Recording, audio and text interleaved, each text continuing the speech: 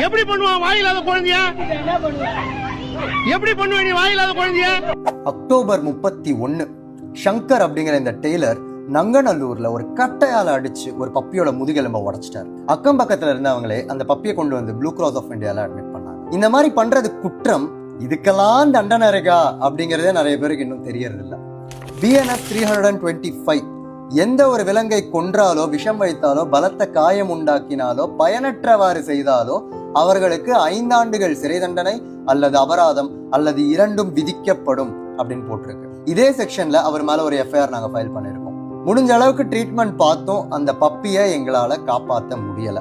பாதிக்கப்பட்ட விலங்கு இறந்துருச்சு அப்படின்னா அந்த விலங்கோட உடல் பக்கத்துல இருக்கிற கவர்மெண்ட் வெட்டினரி ஹாஸ்பிட்டலுக்கு போஸ்ட்மார்ட்டமுக்கு போகுதா அப்படின்னு நம்ம என்ஷூர் பண்ணிக்கணும். கவலைப்படாதீங்க, அனுப்ப வேண்டியது காவல்துறையோட பொறுப்பு. இந்த கேஸ்ல FIRல இருந்து போஸ்ட்மார்ட்டம் வரைக்கும் ரொம்பவே கோஆபரேட்டிவா இருந்த S9 போலீசாருக்கு ஒரு நன்றி. மக்களா இருந்தாலும் சரி, அதிகாரிகளா இருந்தாலும் சரி, எல்லாருக்குமே விலங்கு பாதுகாப்பு சட்டங்கள் தெரிஞ்சிருக்கணும். அந்த விலங்குகளால பேச முடியாது.